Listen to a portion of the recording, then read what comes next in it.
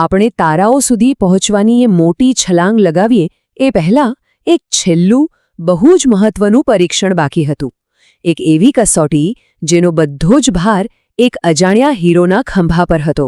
આ વાર્તા છે સ્પુતનિક 9ની માનવ અવકાશ યાત્રા પહેલાંના ફાઇનલ ડ્રેસ રિહર્સલની. એ સમય હતો શીતયુદ્ધનો અને સોવિયત સ્પેસ પ્રોગ્રામનું એક જ સપનું હતું, એક જ ધ્યેય હતો. ઇતિહાસમાં પહેલીવાર કોઈ માણસને તારાઓ સુધી પહોંચાડવો. આ ખાલી વિજ્ઞાનની વાત નહોતી, આ તો શક્તિ, વિચારધારા અને ભવિષ્ય પર પોતાની છાપ છોડવાની વાત હતી. પણ એ ઐતિહાસિક ઉડાન ભરાય એ પહેલાં એક બહુ મોટો સવાલ બધા વૈજ્ઞાનિકો અને નેતાઓને પરેશાન કરી રહ્યો હતો. એક એવો સવાલ કે જેનો ખોટો જવાબ ફક્ત એક મિશન જ નહીં પણ એક માણસનો જીવ પણ લઈ શકે એમ હતો. અને નવાઈની વાત તો એ છે કે માનવતાના ભવિષ્યનો આ જવાબ કોઈ માણસ પાસે નહોતો, પણ એ નિર્ભર હતો ચરનુષ્ક નામના એક નાના બહાદુર કૂતરા પર. એ જ હતો આ આખી કહાણીનો સાચો 4 પગવાળો હીરો. તો આ બધું શરૂ કેવી રીતે થયું? ચાલો આપણે 1960ના દાયકાની શરૂઆતમાં જઈએ. એવો સમય જ્યારે બે મહાસત્તાઓ ફક્ત ધરતી પર જ નહીં પણ આકાશ પર રાજ કરવા માટે લડી રહી હતી. આ હતી તારાઓ સુધી પહોંચવાની એક જબરદસ્ત સ્પર્ધા. વિચારો, એક બાજુ હતું સોવિયત સંઘ, જેણે સ્પુતનિક 1થી દુનિયાને હલાવી દીધી હતી અને હવે માણસને અવકાશમાં મોકલીને પોતાને શ્રેષ્ઠ સાબિત કરવા માંગતું હતું. તો બીજી બાજુ હતું અમેરિકા, જે આ રેસમાં પાછળ રહી ગયું હતું અને પોતાની પ્રતિષ્ઠા પાછી મેળવવા માટે કંઈ પણ કરવા તૈયાર હતું. સવાલ બસ એક જ હતો, ઇતિહાસ કોણ બનાવશે? સમય બહુ ઓછો હતો, જાણે ઘડિયાળના કાંટા બમણી ઝડપે ફરી રહ્યા હતા.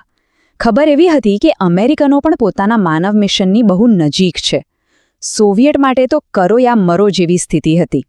એમનું જે વોસ્ટક સ્પેસક્રાફ્ટ હતું, જે માણસને તારાઓ સુધી લઈ જવાનું હતું, એનું એક છેલ્લું અને પરફેક્ટ ટેસ્ટ કરવું ખૂબ જ જરૂરી હતું. અને એ ટેસ્ટ માટે એક તારીખ નક્કી થઈ, 9 માર્ચ 1961.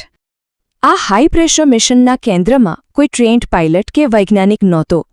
એની જગ્યાએ હતો એક નાનો શેરીનો કૂતરો, જે ઇતિહાસના સૌથી બહાદુર અવકાશયાત્રીઓમાંનો એક બનવાનો હતો. ચાલો મળીએ ચરનુષ્કાને, આપણા 4 પગવાળા અવકાશયાત્રીને. એનું નામ હતું ચરનુષ્કા, રશિયનમાં જેનો અર્થ થાય છે કાળી. એને એના શાંત સ્વભાવ અને હોશિયારી માટે પસંદ કરાઈ હતી.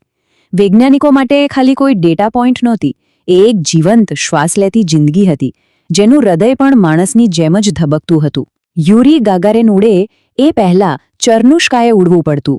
એનો જીવ શાબ્દિક રીતે દાવ પર લાગેલો હતો. વૈજ્ઞાનિકોના મનમાં મુખ્યત્વે 3 સવાલો હતા, જેનો જવાબ ચરનુષ્કા પાસેથી મળવાનો હતો. પહેલો, શું સ્પેસના વેક્યુમ અને રેડિયેશનમાં કોઈ જીવંત શરીર ટકી શકે છે? બીજો, શું સ્પેસક્રાફ્ટની લાઈફ સપોર્ટ સિસ્ટમ ખરેખર કામ કરશે? અને ત્રીજો, જે સૌથી અગત્યનો હતો, શું આપણે કોઈને અવકાશમાં મોકલીને એને જીવતો પાછો લાવી શકીએ છીએ? આ દરેક સવાલનો જવાબ જ માનવ અવકાશ યાત્રાનું ભવિષ્ય નક્કી કરવાનો હતો. અને આ બધા પરીક્ષણોની પાછળ એક જ મૂળભૂત ડર હતો, એક જ સવાલ હતો, જેનો જવાબ આખી દુનિયા શોધી રહી હતી. શું ખરેખર કોઈ જીવંત પ્રાણી અવકાશની આ કઠોર, અજાણી અને નિર્દય સફરમાં ટકી શકશે? અને એ દિવસ આવી ગયો, 9 માર્ચ 1961. બધું તૈયાર હતું. આખી દુનિયાની નજર બાયકોનોર કોસ્મોડ્રોમ પર હતી. એક નાનો કૂતરો એક મોટા રોકેટની ટોચ પર બેઠો હતો. ઇતિહાસ રચવા માટે ચાલો એ એક ઐતિહાસિક પરિક્રમાની દરેક ક્ષણને ફરીથી જીવીએ. આખું મિશન 4 તબક્કામાં હતું. પહેલું, લોન્ચ. રોકેટ ગર્જના કરતું આકાશ તરફ ગયું અને ચરનુષ્કાને ધરતીથી દૂર લઈ ગયું. બીજું, ઓર્બિટ. એકદમ શાંતિથી એણે આપણા ગ્રહનું એક ચક્કર લગાવ્યું. ત્રીજું, રી-એન્ટ્રી, જે સૌથી ખતરનાક ભાગ હતો, કારણ કે કેપ્સ્યુલ આગના ગોળાની જેમ વાતાવરણમાં પાછું આવી રહ્યું હતું. અને છેલ્લે, લેન્ડિંગ. શું પેરાશૂટ ખુલશે? શું એ સહી સલામત નીચે આવશે? બધાના શ્વાસ થંભી ગયા હતા. ફક્ત બસ એક જ પરિક્રમા. અને એ એક નાનકડી મુસાફરીએ બધી શંકાઓ દૂર કરી દીધી. એ સાબિત કરવા માટે પૂરતું હતું કે સિસ્ટમ બરાબર કામ કરી રહી છે, કે તે સુરક્ષિત છે. આ એ જ ગ્રીન સિગ્નલ હતું જેની બધા રાહ જોઈ રહ્યા હતા. અને પછી પરિણામ આવ્યું. મિશન સંપૂર્ણપણે સફળ. ચરનુષ્કા, આપણો નાનો હીરો, પૃથ્વી પર જીવતો અને સહી સલામત પાછો ફર્યો. આખા સોવિયત સંઘમાં જાણે રાહતનો શ્વાસ લેવાયો. સમજો કે અવકાશનો દરવાજો હવે ખુલ્લી ગયો હતો. ચરનુષ્કાની આ સફળ વાપસી ખાલી એક કૂતરાની જીત નહોતી, એ માનવતા માટે એક જીત હતી. અને એ એક માણસ માટે ગ્રીન સિગ્નલ હતી જે ઇતિહાસમાં પોતાનું નામ લખાવવા માટે તૈયાર બેઠો હતો. આ સફળતાએ સીધો યુરી ગાગારિન માટે રસ્તો સાફ કરી દીધો. જુઓ, આ તારીખો જ આખી વાર્તા કહી દે છે. 9 માર્ચે સ્પુતનિક 9 સફળ થયું, જેને ફ્લાઇટ સેફટી કન્ફર્મ કરી. અને એના બરાબર 34 દિવસ પછી 12 એપ્રિલે યુરી ગાગારીને ઇતિહાસ રચી દીધો. એક મિશન વગર બીજું શક્ય જ નહોતું.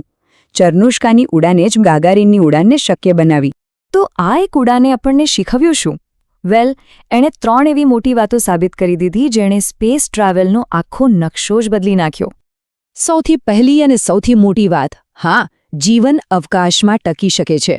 એક જીવિત પ્રાણી સ્પેસની કઠોર પરિસ્થિતિઓનો સામનો કરી શકે છે. બીજું, આપણી ટેકનોલોજી પરફેક્ટ કામ કરે છે. આપણે કોઈને ઉપર મોકલીને તેને સુરક્ષિત રીતે પાછું લાવી શકીએ છીએ. અને આ બંને બાબતોએ જે ત્રીજો અને અંતિમ નિષ્કર્ષ આપ્યો એ હતો કે માનવ અવકાશ યાત્રા હવે કોઈ સાયન્સ ફિક્શન ફિલ્મની વાર્તા નથી, પણ હકીકત બની ગઈ છે. સ્પુતનિક 9 અને ચરનુષ્કાની આ વાર્તા આપણને વિચારતા કરી દે છે, નહીં? કે માનવજાતની મોટી મોટી સિદ્ધિઓ પાછળ આવા કેટલાય અજાણ્યા હીરો હશે, જેમના બલિદાન અને યોગદાન વગર કદાચ આ ઇતિહાસ લખાયો જ ન હોત.